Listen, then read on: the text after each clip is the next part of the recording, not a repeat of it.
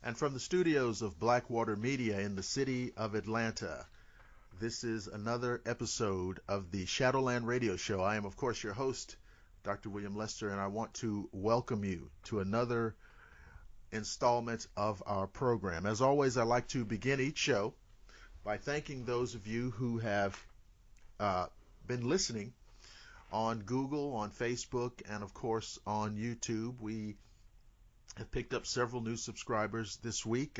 I've gotten several new emails and messages talking about the show, having people telling me how much they enjoy the show, and I appreciate all of you who have kind of jumped on board.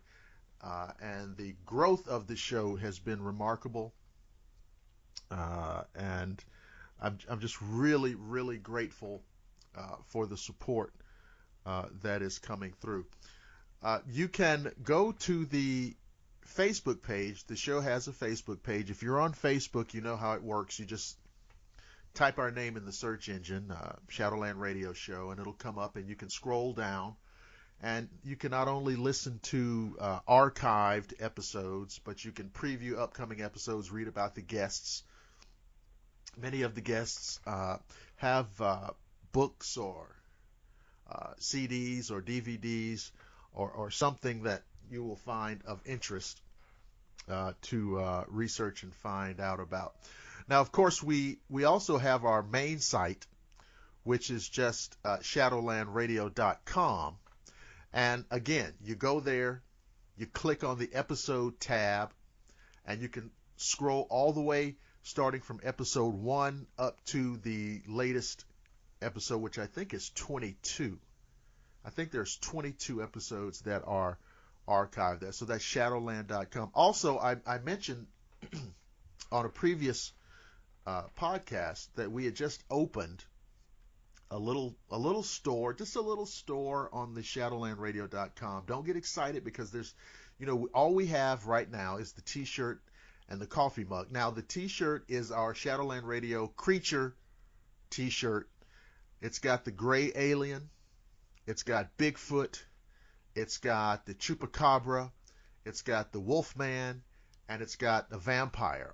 It's all on that T-shirt, surrounding the show logo. And of course, the coffee mug's got the gray alien and the show logo. So check it out, shadowlandradio.com, and we really appreciate your support. Now, almost 30 years ago, I was in a bookstore in the city, a place called Oxford Books, one of my favorite places to go back then. And I was looking for some summer reading. And, of course, I was in my favorite section where they have the horror and the fantasy and the science fiction. and I came across a paperback book that had a cover that captured my interest. You can sell a book. You can. I don't know if you can judge a book by its cover, but you can sell it by the cover. And on the cover of this paperback book was what was clearly a werewolf. So I'm already hooked in quite a bit. And I flipped the book over to the back and read the little synopsis. And I'm like, yeah, okay, yeah. I think I'll get this one. So I bought it, took it home. It became my summer reading for that summer. The title of that book was The Hyde Effect, Hyde. So you of course you get it, Jekyll, Hyde, werewolf. You get it, all right. So I read it, and I loved it, and I became a fan. And I read it another time. I read it again, and I basically tore the book up. I destroyed the book from excess wear and tear. And I think I ended up buying that book 3 or 4 times. This was, of course, before you could download books. This was before Amazon and all of these type of things, Kindle. And I bought that book 3 or 4 times. And I think I have like 1.5 copies of it on my shelf right now. One real copy in good condition and one that is, it's unfortunate. The author of that book is a man named Steve Vance. And like me, he's a Georgia guy. So that means he's already like on the right team. But he has quite a list of publications. Going back into the 70s, Planet of the Goths, All the Shattered Worlds, The Hybrid, The Abyss, The Asgard Run, Spook, Shapes, and Identity are some of the titles that he has written. And even cooler than all that, he's with us for this episode of the Shadowland Radio Show. Steve Vance, hello. Good afternoon, or good evening, I guess it would be now. Thanks for inviting me. No, without a doubt. It's a great pleasure, great honor. You and I, of course, have spoken in other radio manifestations, and now you have been carved into the archives of the Shadowland Radio Show. And like I said, I found out about you, through the Hyde Effect. And it's just, some books affect you or influence you or mean more to you than others. And I think a lot of people, readers are like that. And, some people feel that way about movies. Some people feel that way about a certain song or a TV show. But the Hyde Effect was my drawbridge into the world of Steve Vance. So before we get into the nitty gritty of some of your works, including the Hyde Effect, would you give the listeners a little bio on yourself? Okay, it's not very interesting, I don't think. Come on. I appreciate you asking. Well, like you said, I'm Georgia born and bred. Way back in '52, I was born in Brunswick, Georgia, which is, of course, on the the Atlantic coast down there, and moved up here to Dalton in 1960, and lived here since. And I love the state, and I love the people, and they haven't kicked me out yet. And so I always wanted to be a writer. Right. Even when I was a child, before I understood what I wanted to do, I was telling stories to everybody. Getting in trouble sometimes, but I just told them that I'm trying to make up good stories to make you feel happy. And I kept trying here and there, but I never really pursued it until the mid-'70s. I started trying to send a few short stories out, and lo and behold, one day I picked up a magazine. I had no idea that the story had been accepted. Nobody got in touch with me or anything. I opened the magazine, and there was my story with my name. It's an odd way to be introduced to professional writing, but it was a wonderful way too. And so you mean you didn't learn about it by getting a big royalty check in the mail? Actually, I never got paid a cent for that story. It was in a boxing magazine. It was in 1977, right after the big Olympics, the Olympics of '76, in which the American team did so well, won like 9 or 10 gold medals. And this was an amateur boxing magazine, and I just sent it in out of the blue. Nobody contacted me, and I went to the magazine store one afternoon. Lo and behold, there it was. So that's quite a shock, but it's a good shock.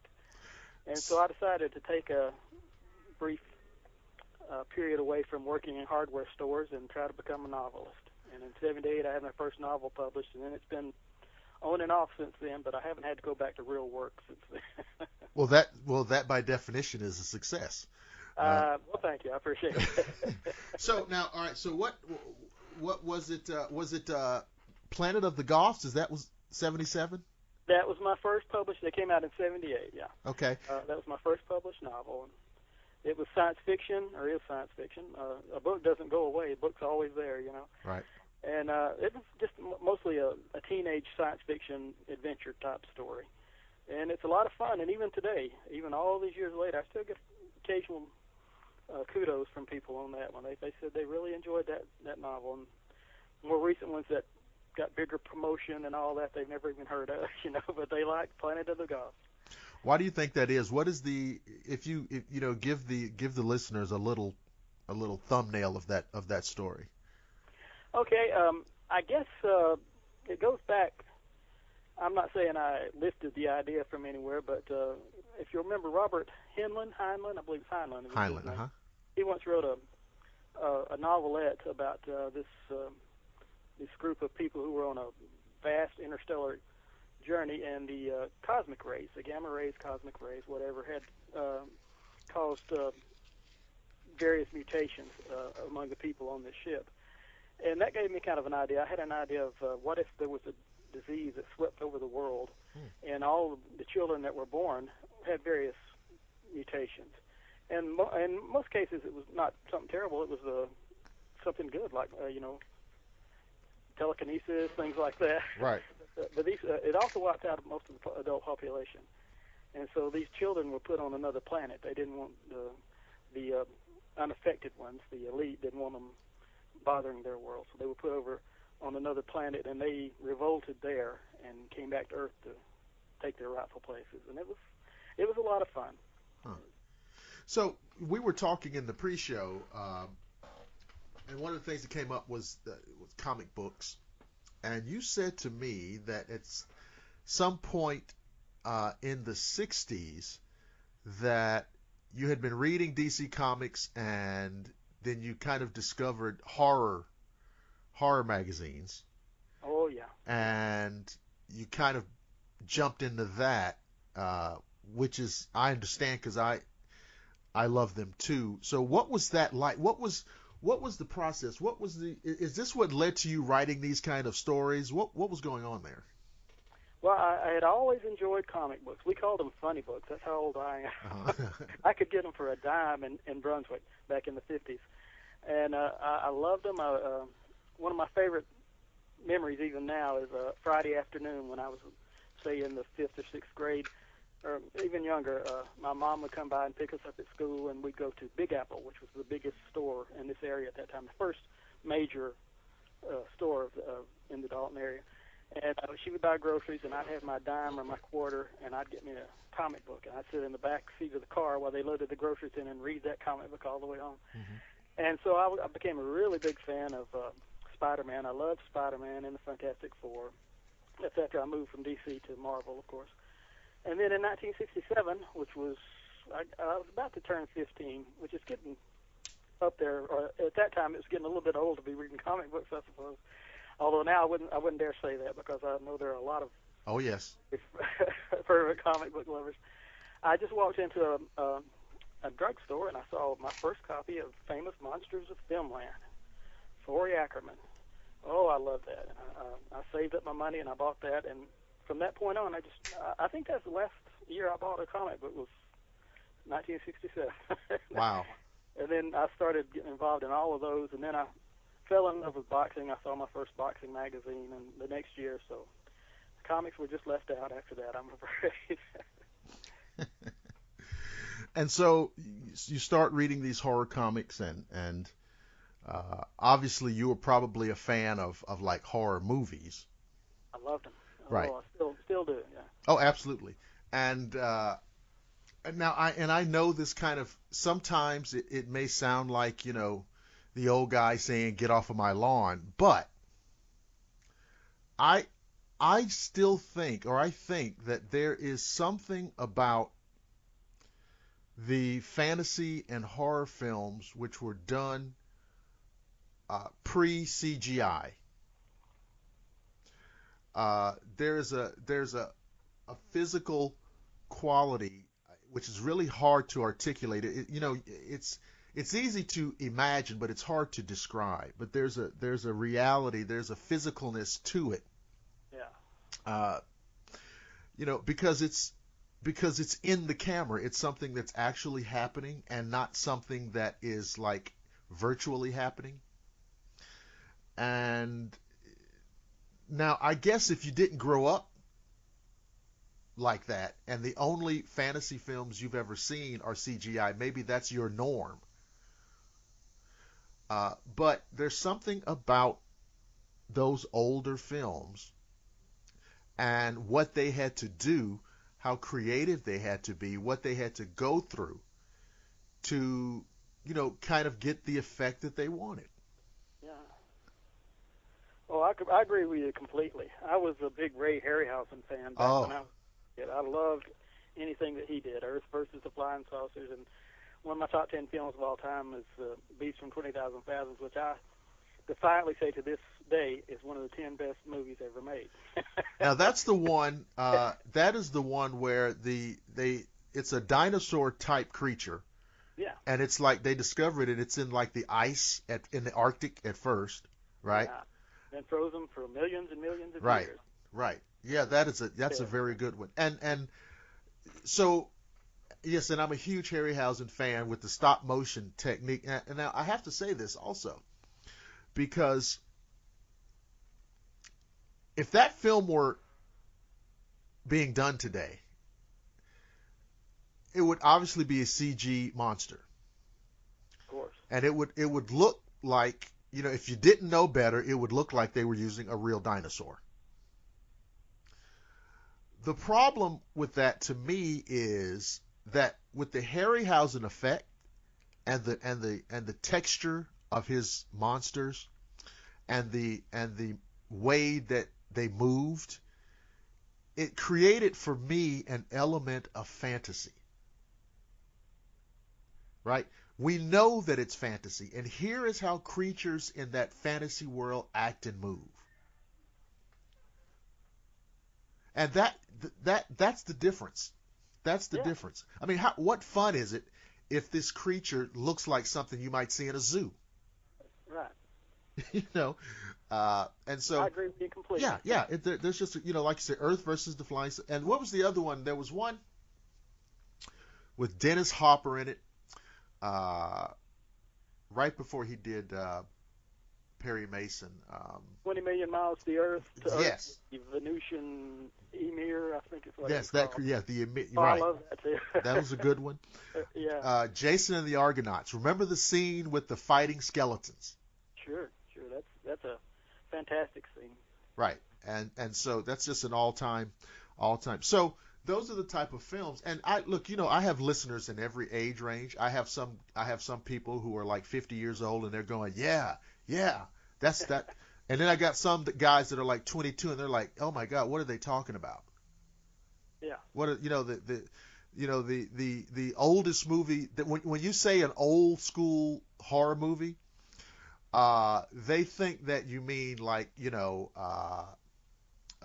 Friday the 13th. Yeah. Yeah. So there is that. All right. So I've always been interested in like your writing career. You talked about Planet of the Goths. Now we know that you had the story in the boxing magazine and you didn't know, and it just opened up the magazine and there it is. Yeah. Now did you call them? Did you write them? Did you say, hey, you guys published my story? What's the deal? Yeah, I wrote in and I I kind of hinted around that I expected to be paid for that. I just said, it's wonderful to see it. It's my first story. And the fellow actually called me. He gave me a quick call one Sunday afternoon, not long after that. And he said, would you like to write some more for us? I said, sure, certainly would. He said, we'll pay you $50 for that, and it should be coming soon. And the magazine immediately went out of business. So I never got a penny for the story, but it got me to going anyway. You know, got me in the writing lane, you might say. So in those days, of course, you know, no email, no Twitter. You know, you had your IBM Selectric if you were lucky, right? And you do your manuscript, and you get it. You know, you got to get it boxed up, what have you. You ship it out to a publisher, and you know you wait, and it just an unwaitable amount of time. Nobody's going to call you. It's going to all be done through the mail. And so this was the life of a writer in a pre-digital era. That's right. A lot of whiteout. Nobody knows what whiteout is nowadays, but I use a lot of whiteout.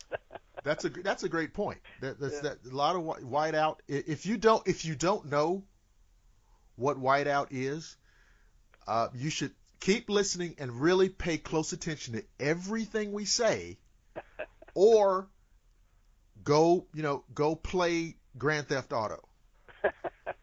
Either one, yeah.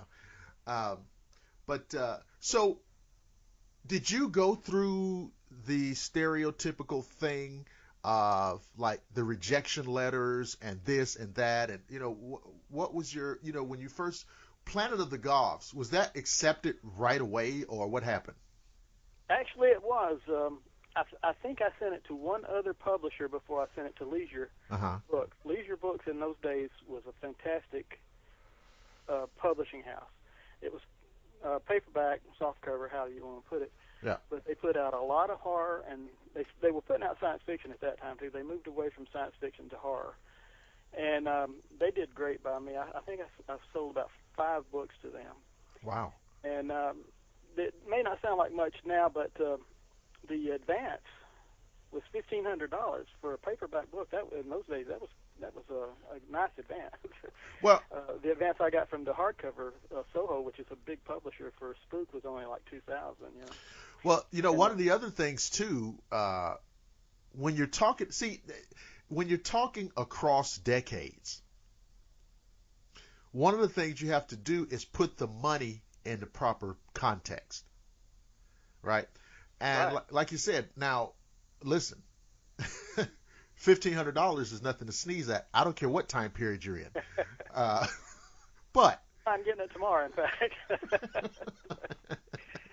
But if you go back 40 years, you know, if you want to get an idea of the buying power of $1,500 in 1970, whatever, you have to multiply that by about 5 or 6. At least, yeah. At least. Now, when you do that, now you're talking about, okay, I get it now. That's a lot of money. That's a lot of money. So, all right. So you were not like a lot of young writers who get like 1 million rejection letters. Okay. Oh, I wouldn't say that. Well, on your first book, on Planet of the Goths. That's true. You sold that one right off. Pretty close. I think it was the second market I sent it to. Okay. I've had a lot of rejections since then. Well, so Planet of the Goths. Okay, that's published. Leisure Books. Okay, so that's in. Okay, so now, like you said, okay, you have just sold a book to a major publisher. And is that when you're working on All the Shattered Worlds, or what happens next? Well, at that point, I thought I had $1,500. I could relax a while, you know. Right. No, I was working pretty steadily every day at that point. Uh-huh. I was always trying to get something else going, and I was also sending manuscripts out to smaller markets that no longer even, I don't think anybody knows that they ever existed, like Laura Books. I had a book published there, and Manor Books. Manor was actually a pretty well-known paperback company, but they didn't exactly pay very well. They pay about $500 and give you 50 copies of the novel, you know. Okay. And so I kept busy. Also worked with my dad a lot. I'd carried a lot of shingles on a lot of roofs while my dad roofed houses and things. But things went pretty well there for a while. And then around 1990, I sold Spook, which was marketed. It was aimed at the mainstream market. It was more of a mystery than a horror. And it did very well, and I got some movie money out of that. It was optioned 5 or 6 times. Oh. And it was never made, but the option money was very nice, too. And that kind of killed my drive to an extent. I thought, well, this will be coming in every year, you know, the option will be renewed. And so I slowed down quite a bit. I'm still trying to crank back up from that a little bit now. Yeah, well, that's interesting. What the what those checks will do, and they yeah they kind of curb the appetite a little bit, don't they? But so and the Hyde effect, which is like my favorite of yours. See, I've always I'm a sucker for the werewolf story, in general. Yeah. And of course, there's some, and of course, some are better than others. And I read some werewolf novels that were like contemporary to the Hyde effect, and some that came out right after. And I have to tell you, there's only one other one that sticks out in my mind. Out of the dozen or so that I read during that time. That is yours, the Hyde effect, and this one other one that just really stick out. Those others that I read were just kind of, they were almost silly. They were just, I don't know, but they were just silly, and it was almost like, werewolves are always fun, so let's just have some fun with it and just write a book. Yeah. That kind of thing. But the Hyde effect scared me. So, I'm telling you, folks, before you email me, you can get it. It's on Amazon. I know for a fact it's on Amazon, which means it's probably on a bunch of other places online. So, why don't you tease the audience, Steve, and tell them a little bit about the Hyde effect? Okay, if you want a brand new copy, I'm not trying to. No, sell it. Go ahead. No, okay. Sell it. iUniverse. I don't know if you know of iUniverse. My agent submitted several of my novels there, and they've accepted them, and it's print on demand, POD. iUniverse. It's small I, big U, universe.com. And it's I think the prices might be a little bit iffy. I think it's around $20, but it's a brand new publication. It's got a slightly different cover art too. But I've got about 5 of my novels there if you wanted to check on that. Actually, the Hyde effect started out as a short story in the late 70s. So here's another thing that a lot of younger people don't realize. Back when television was 3 networks. Right. And no cable, they would generally go off at about midnight or 1 o'clock. The TV stations would, and then several of them started showing overnight movies, CBS especially. And I saw Michael Crichton wrote a book. I should have looked this up. I can't remember. It was about a man who has a implant in his brain to stop things, something like I don't know, not Alzheimer's, but something like that, And he goes a little bit crazy. The Terminal Man, that's the name of it, The Terminal Man. Okay. And I'm not saying I stole this either, but I saw that on CBS one night. And he goes quite a bit crazy within a hospital. And I thought that was a nice setup, that just a completely out-of-control human being set against a hospital situation. And I thought, now what if a monster were trapped within a hospital? And then I got to thinking, well, not necessarily a hospital, just a government building where it was sealed off that nobody could get out of it, Right. And this was a case where I wrote it, and I sent it in to the Tesseract Science Fiction, which was a nice little science fiction magazine at the time, and they bought it immediately. Oh. And it was a short story, which was basically the plot was the second half of The Hyde Effect. I called it The Hyde Effect. And about 5 years later, when I was looking for a novel to get started on, I'd start one after another at that point. I thought, now, there could be more to this, so I expanded it and added some characters.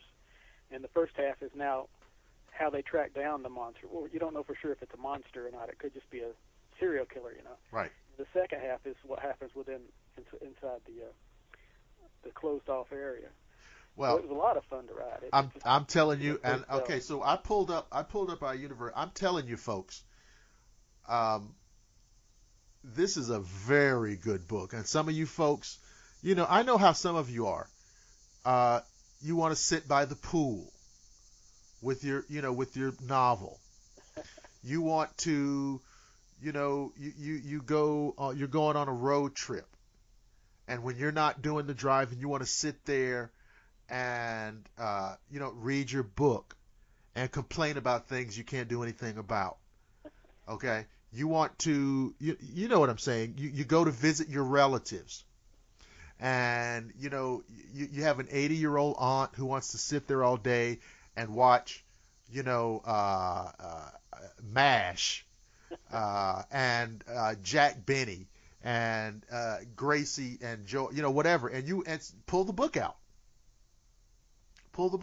And so if you go to iUniverse, and he's right, it's just just the lowercase I, universe.com, iUniverse.com. So what I see here, you've got the Hyde Effect, Shapes, the Abyss, the Asgard Run. Those are all up there right now. And but I'm telling you, I would start off with the Hyde Effect. That's just me, but I'm prejudiced because I love the book. So now, is there a follow-up or a prequel or a sequel to are any of these books connected to Hyde Effect? Shapes is actually a direct sequel to it. Okay. It carries on with the main characters who survive the first book. Oh. As they come into contact with an entire. I'm trying not to be too Bewitched style about it, but it's an entire civilization of shapeshifters. Oh. They actually can control their shapeshifting, And it did fairly well. I still get a lot of comments on it. Most people think the Hyde Effect is a lot better, though. Yeah, well, listen, I don't see how you could do better. I mean, maybe you can't. Maybe you reach down deep and pull, but I don't know how you could do better than Hyde Effect.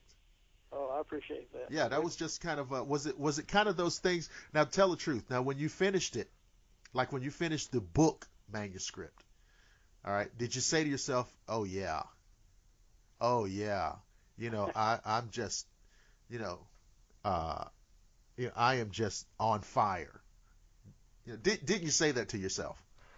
I might have considered it. It was very. As I said, it pretty much wrote itself, especially since I'd already written it as a short story. Right. Well, now, why didn't anybody, I've seen, you probably have too, seen a great many werewolf movies. Why didn't anybody try to pick this up and do a film of it? Well, I didn't have an agent at the time. Uh-huh. And when I later got an agent, he was not interested in film. What? So I don't have one now. I was contacted about 5 years ago. They got this couple of young men in Hollywood got my phone number through iUniverse and called, and they optioned it for 1 year. I can't remember the fellow's name now. He's actually having some decent success, but they didn't pick up the option there. But if anybody listening out there would like to make a movie, please get in touch with me. Listen, I'm telling you, because there are some good werewolf movies. There's a lot of werewolf movies that should not ever have been made. I know what you mean. You know what I'm saying? And that's a cool topic. Now, again, a lot of this is generational. Now, going back, we don't have to we don't have to talk about, Lon Chaney Jr. because that's an all-timer. Oh yeah. That's the iconic, kind of, the one that started it all in popular imagination, in pop culture. And that image is just, it's iconic. So we don't have to go there. What other werewolf movies did you look at down through the years and say, well, I really like that? I really enjoyed The Howling, the original version of The Howling. Oh, yes. The follow-ups were not that terrific, but I had a lot of fun with that. And I think in a way, part of the appeal of it was, and I'm not trying to put down these other movies, but they dwell a little too much on the angst, the guy knowing what's going to happen and all that. That's a good part of it, certainly. And the Hide Effect has a good section about that too. But I like the action. I like it when they change and things go a little bit wild. They're a lot wild. And The Howling was like that. These fellows, they enjoyed being werewolves. Well, I tell you, the first time I saw that movie, a friend of mine, we were the last people on the block to get cable. All right. Mm-hmm. And so several of my friends from school had, HBO and things like that. And I saw it over at a friend's house one afternoon. And now those of you who have seen the movie, that scene where one of those girls one of the werewolves is chasing this girl, and she's kind of running through the house, and she opens the door, and then he comes through, and she finally finds a little alcove to hide in, and the werewolf is clawing away at the door, and the werewolf sticks his claws in there, and she starts whacking at him with a hatchet. And I had never seen anything like that before, and it scared me to death. And I remember, I kind of rode my bike back home, and I mean, it's like a 5-minute bike ride. Okay, so just going through one small clump of trees. And by clump of trees, I mean like 3. I'm looking over my shoulder, just based on what I saw in that movie. That's how bad it was. That's how much it scared me. All right. Yeah. And so The Howling, that was a good one. And some of the sequels of The Howling were just terrible. I don't know what happened there, but certainly the original Howling, which was about 1980 or so, was very good. There was one, the Hammer did one in the 60s with Oliver Reed. Oh yeah, I remember that one. Yeah, that was good too. And that one scared me because do you remember before it was TBS, it was just Channel 17. Yep. TCG. Well, they were one of those channels that you're talking about, one of those channels that started going overnight, 24 hours. And I remember that movie coming on at like 1 a.m. And I'm laying there like a fool because I want to see this movie. And he was so animalistic, the acting that he did. He was so animalistic and so filled with so much rage and just murderous fury. Yeah. So I'm laying there, and the way my bed was positioned in the room was that if I just laid there, I could look directly out of one of the windows. Now, my room's on the second floor. And again, to add insult to injury, when the moon was full, for some reason, it was right outside that window. So I could lay in the bed and see the full moon. And the only thing running through my mind was like, clearly, this creature clearly could somehow make it up to the second floor and just come crashing through the window, and it's all over. And so so the things that seem silly now were absolutely horrifying back then. But it was a lot of fun. It was a lot of fun. Every scene from the movie. I think the fellow was a drunk. He was locked up. Oh, with Oliver. that was that was terrific. Michael Ripper. Michael Ripper, who was in like every Hammer film. Yeah. He was locked in the prison cell with the guy while he was changing.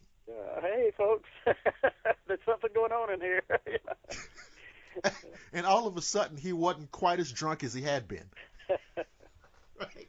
Yeah. So yeah, those were lots of fun. So, all right. So Shapes is kind of a follow-up, a kind of expansion of the Hyde Effect universe.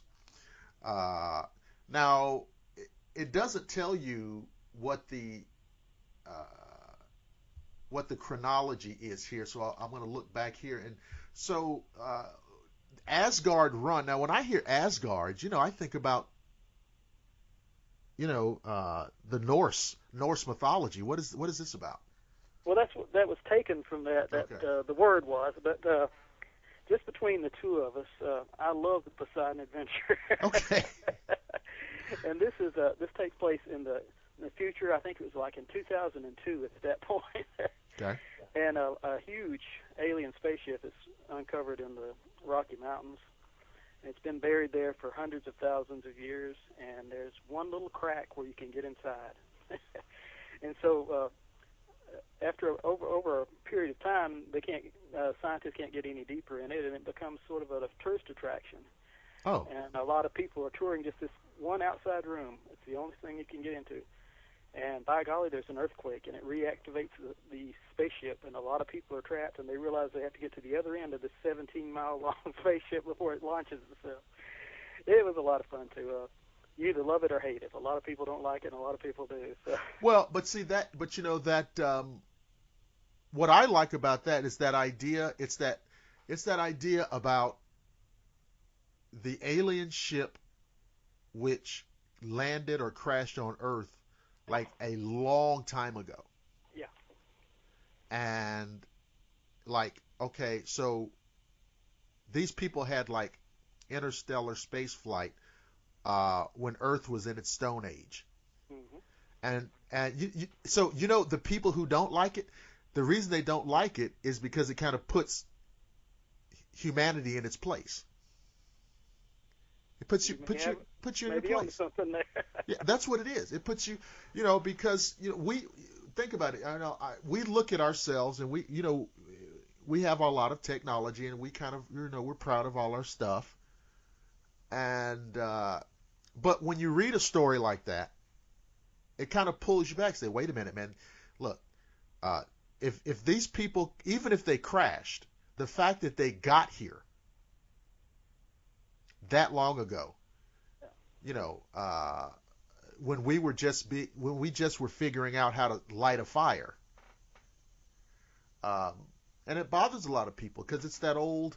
What was that? What was the thing when was it Galileo or Copernicus who tried to get people to look through the telescope to show them that Galileo.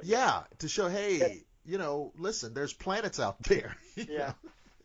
And the church made him recant, and then during his recantation or recanting, he said, "But it does move," or something. But it does. Yeah, I'm not saying it, but I'm just saying. Yeah. For official purposes, I'll say whatever you want me to say. But the planets are orbiting. Yeah. Right. Yeah. Yeah. So that kind of thing. And then Spook is that like a self-explanatory, or was that the one that you said was kind of like a mystery? Yeah, it's more of a mystery. It's the idea came to me back I think before I had anything published actually, and since this was published, there have been other. I don't want to sound self-important, but there have been a few movies I've seen that I think they read Spook before they wrote the movie. They ripped you. So it's about so listen. Wait a minute. Any of you producers, you movie people out there, you make a whole career out of ripping people off, and because and I've seen, and I'm not going to say all some of these titles, but yeah, I guess it's the old saying: if you're not cheating, you're not trying. I've heard that. So now, what was about Spook now? It takes place right around in this area. It's supposed to take place in the Dalton area, but I give it another name. I don't want it to be my town. There's a girl who lives with her mother way out in the woods by herself, and she's so severely deformed. She was born deformed that she has to be covered up at all times. And she's never been to school. She's like a wild animal. And there's a series of murders that take place, and everybody thinks the Spook did it. Her name is Mary Ann, but they all call her Spook. And that develops this young deputy sheriff and his girlfriend from New York decide to look into this. And it's more of a mystery, but it does have some pretty gory parts in it. Oh, yeah. And it was interesting. It was easy to write, and it got a lot of good reviews. Actually, the New York Times book review actually reviewed it very well. They didn't like it, but they thought it was very well done. And, don't you love that? Hey, look, he wrote, listen, this book is very well written. We hate it, but it's well written. And my editor at Soho was a wonderful man. He doesn't work there anymore. I think he's retired completely. But he would send me reviews every week, and they came from all over the country, and they came from Italy and places like that. And they had a very aggressive Hollywood connection, and he sold the option early on before the movie came out. I was getting money for optioning, and I did. That was a golden time right in there. But it just never quite made it into the production.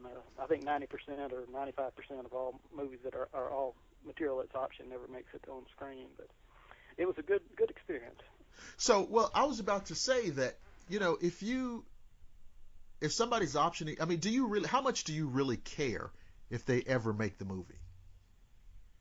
Oh, I'm going to sound awful at this point. I'd love to see a movie made. I'm kind of worried about what will happen if they do. But are you really worried? Don't you know what they're going to do? Yeah. Okay. In many cases, you can kind of understand. But I love the money. Yes. You get a lot more money from Hollywood than you do. Well, that's a. See, all right. You can help clear up some misconceptions on. All right. So, tell us how this works. Just say I come out with a book, and it sells. It's interesting enough out there to attract some Hollywood folks. Now, they say I want to option this for a movie, and then the movie actually gets made. So how does it work? Is the money coming from the option part of it, or the movie? How does that work? Or the movie part of it? Or is that the option money is yours. All right. They pay you that for a certain period of time. The first option on Spook was for a year and a half, and it was about $20,000, which was great to me at that point. Yeah. And so that was mine. I didn't have to repay any of that or anything. And I had a contract that was signed that I would get a certain amount of profits. Now here you get into when does it go into profitability, but I was going to make some very decent money from that if the movie were made. And it was optioned by a fellow who'd already won an Academy Award for producing the World of Mary something or other Academy Award-winning movie. Okay. And after that, it was optioned by several other companies, and I didn't get quite as much, but it was for shorter periods, like about a year. And at each point, that money is yours. Of course, you have to pay taxes on it, and I paid a lot of taxes. Yeah. But I didn't have to worry about that. And if the movie were to be made, then you get a percent of the profits out of it. It's a small percent, but it could add up to a big amount of money if you get something like, I don't know, Jurassic World, which has already made $1 billion in less than a week. Yeah, I don't know how much. I don't know what the budget. I don't know what the production budget for that movie was. It was probably huge. But Yeah. it's already there's there. You talk about being in the black. I wasn't exaggerating. I heard on Entertainment Tonight or something tonight, it's already made $1 billion. The point with Spook that I would go back to change if I could, and I'm not upset about it, but later on, after the first several times it was auctioned, I had the opportunity to sign with another theatrical group, in which case the movie would be released as a movie, or with a television group, in which case I would get a associate producer credit, and the option money was the same. And me having the big head and thinking I was going to be a superstar in Hollywood, I went with the Hollywood group, and nothing came of it. If I'd gone with the TV group, it probably would have been made, and I would have had an end to actual movie production at that point, So that's one thing I'd change. But there again, it might not have made it either way. So. Well, yeah. So you just thought that. So you just Hollywood and. Yeah, I got carried away a little bit. You're going to. Yeah, I understand. But that is what happens. I guess. I mean, you had a certain level of success, and like I said, there's no guarantee if the TV opportunity would have turned into anything. But I mean, it's water under the bridge. So, yeah. So what in the last? Let's see. You'd had the Asgard run and the Abyss. What have you been working on recently? What's going on in your writing career, or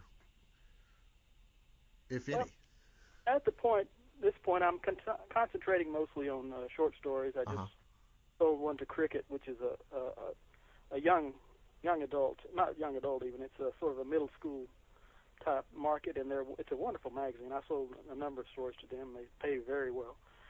And I have a book that I actually started writing in the late 60s, early 70s, called The Time Found Project, which I have sold on 4 previous occasions. And on every occasion, the company went out of business before they published it. So it's with Silk Label Books, and it's supposed to come out later this year. And it was written with the help of my brother Randy Vance and my cousin Ron Bannister, and it's sort of a science fiction, mostly adventure. It's about it does have some horror aspects to it.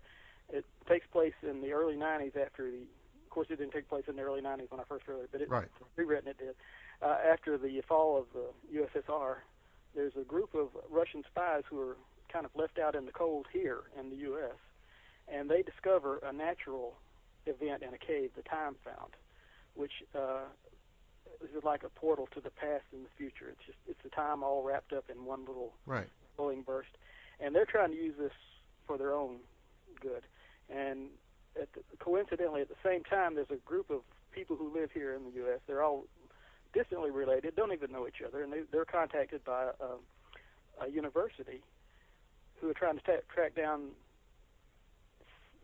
descendants of this but very old French hero. And they've inherited, unbeknownst to them, they've inherited physical capabilities. They're almost superhuman, and they don't even know it. And the story's about them being brought into this state of physical perfection, and encountering these Russians and the things that have come out of the Time Found. And it becomes kind of a war. And there's a creature in there. Of I always course. have to throw a creature in somewhere, There's a Gigantopithecus who is going a little bit crazy in modern times. But it's a great fun book to write. It's interesting that you mentioned Gigantopithecus, because there are some anthropologists who theorize that Gigantopithecus is what Bigfoot is. Yeah, I've heard that. Yeah. And so that's a heck of a thing to throw in there, to have this creature. And yeah, like you said, I mean, listen, there's just something that you bring to a story when you throw a creature in there. There's just something about it. I mean, and it may have an interesting plot. You may have great characters, the setting, whatever, but you got a creature in there. Now you got something. Yeah. So you mentioned it a couple of times, but do you get like the idea for a story? All right, does it just come from anywhere at any time? Something you might hear, something you might see, and you just kind of take that little seed and just kind of. How do you work? Basically, that's the way things come. Things just seem to come to me. Sometimes I'm watching the news, and an odd story will ring a bell. And sometimes things don't come to me for a long time. That's the only problem with working that way. But, usually it's something that just triggers something in the back of your mind. There have been so many, I don't want to bring the conversation down, but, we've got real monsters now. Just what happened last week was awful. No, I mean, I think it's top of mind, and I think it's fair game, and I think it's,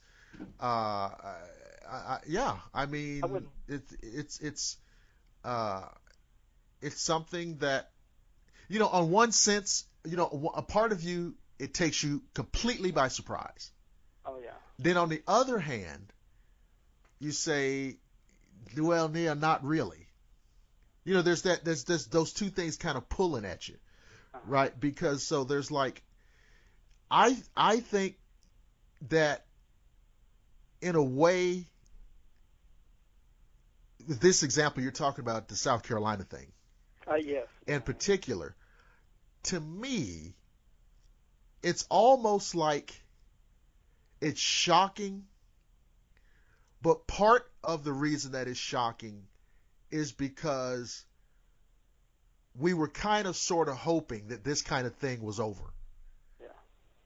And then it's kind of put back in your face, and you're like, oh, God, don't tell me. Right? Yeah, just looking at his face, it's just awful. Well, you talk about a monster, you talk about evil, you talk about just you can't even fathom. Yeah. There's a kind of evilness, I guess, that you don't know where, you just don't get it.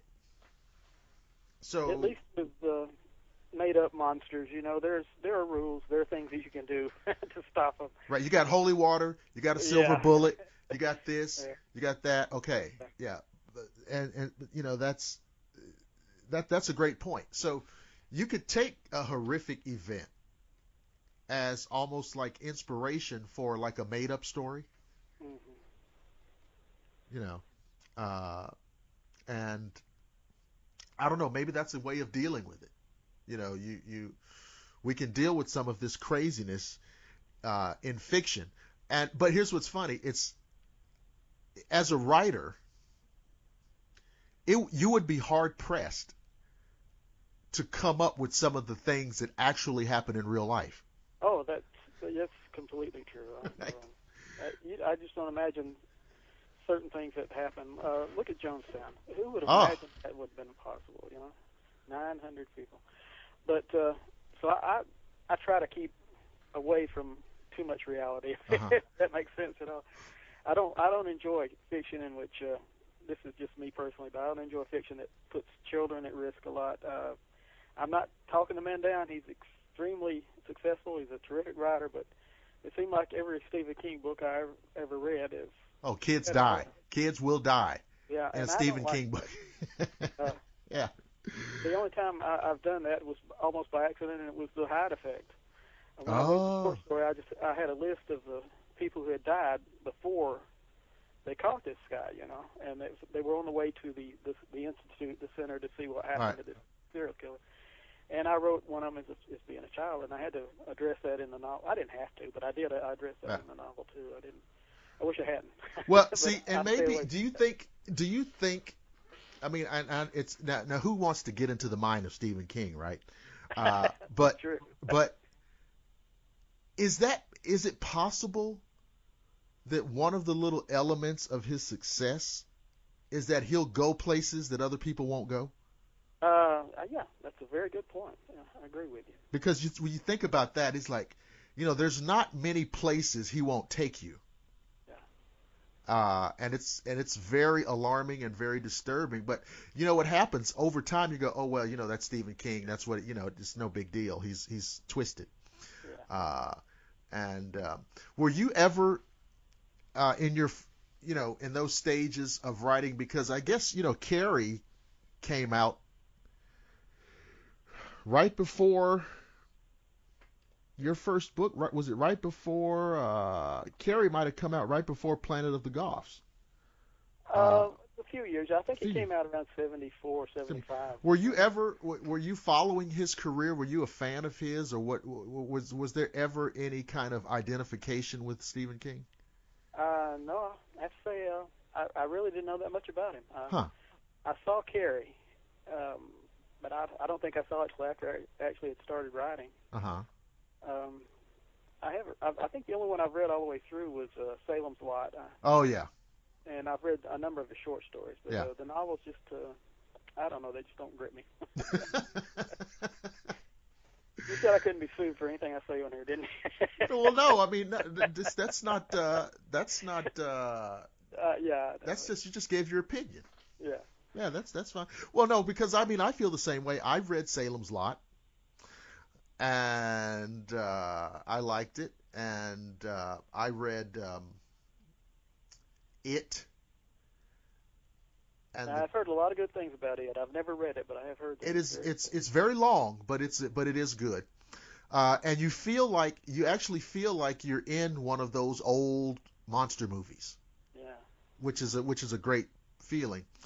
I read the Tommyknockers, and it was okay.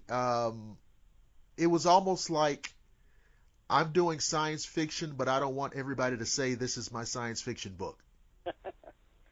Right? It's like I don't know. But no, there's things that I've read of his that don't do anything for him. But I think that's normal. I think that's normal. I mean, you don't like every single song that your favorite artist did, not every single song. Maybe you like that artist more than all other artists, but you have your favorite songs, your second favorite song. You're not going to like every single thing. That's the truth. Yeah. And so, wow. So, listen, one of the things that I read online a lot, there's a lot of wannabe writers, a lot of wannabe, novelists. And, of course, not everybody thinks that they can write science fiction. Because we've seen all the Star Trek episodes.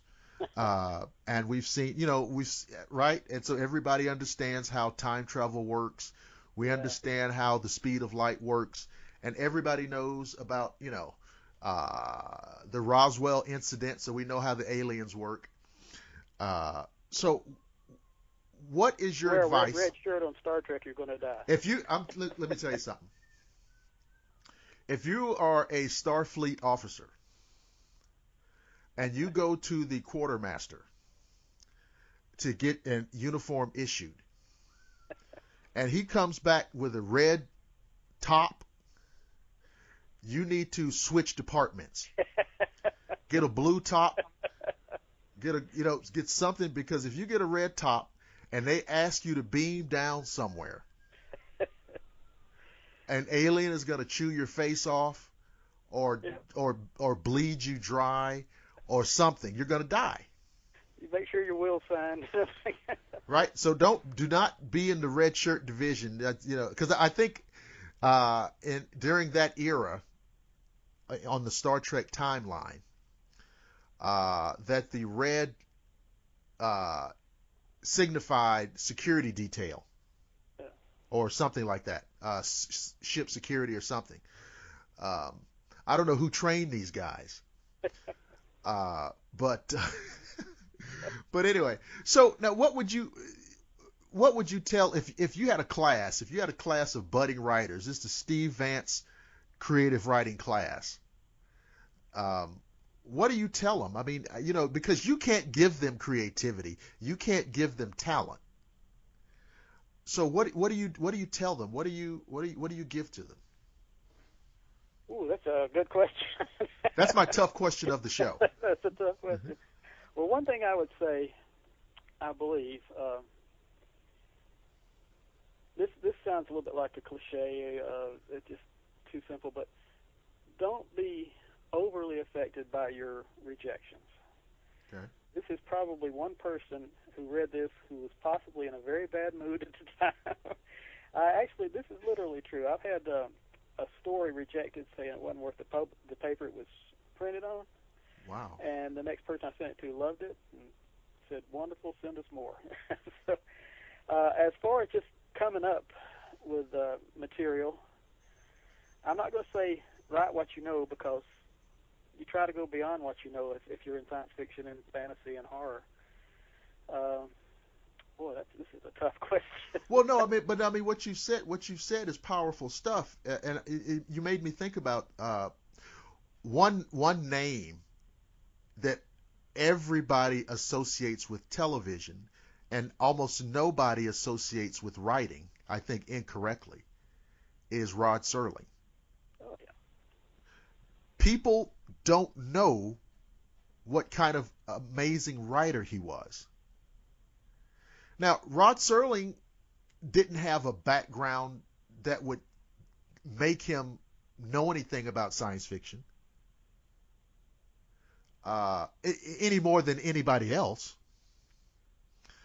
But aside from Twilight Zone, he wrote the screenplay to Planet of the Apes. Yeah. So what was he doing? And again, this is probably an unfair question. What was he doing, for example, on the Twilight Zone, that connected with people so much? It wasn't just because, oh yeah, that's a cool show. I mean, it's in the writing, right? Or am I wrong?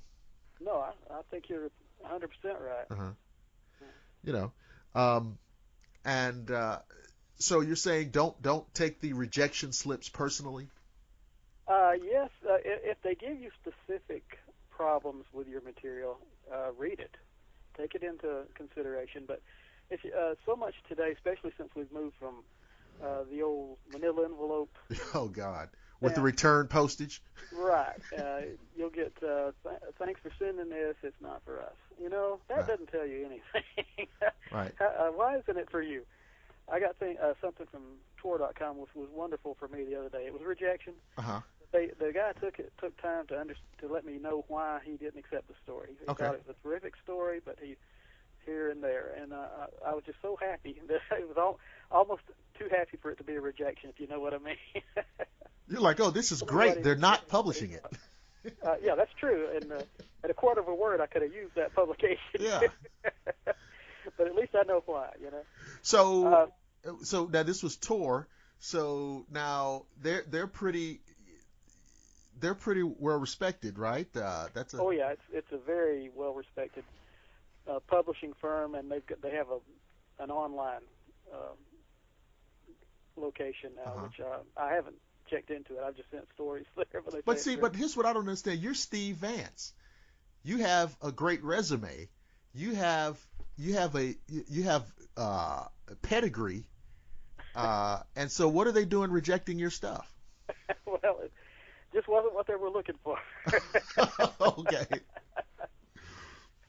So, I know what you wrote back. You said, listen, thank you for your time and commentary on the submission. As you know, I'm Steve Vance, and somebody's going to publish this story, much to your chagrin. And when I win the Hugo Award, don't they give that out? Yeah. There's all these. You'll be sorry, I had a moment like that. Did you when you tempted to type that in there and send it back?